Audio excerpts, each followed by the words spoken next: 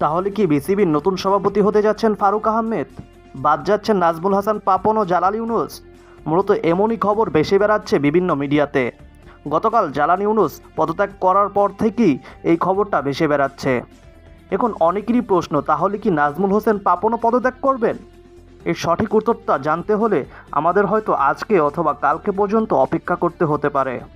মূলত নাজমুল হোসেন পাপন নিজ থেকে পদত্যাগ করলেই সেখানে নতুন সভাপতি হবেন ফারুক আহমেদ।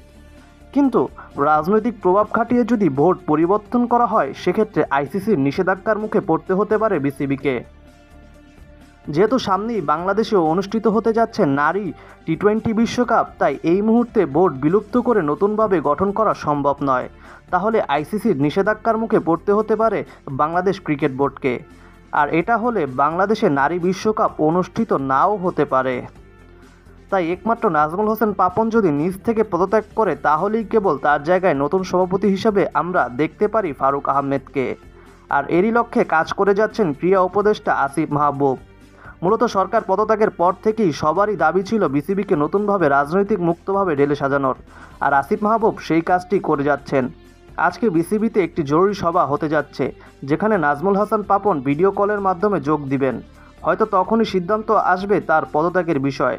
তবে এখন মাত্র কিছু সময়েরই বাকি নাজমুল হাসান পাপনের পদত্যাগের। আর তার জায়গায় বিসিবির নতুন সভাপতি হতে যাচ্ছেন ফারুক আহমেদ।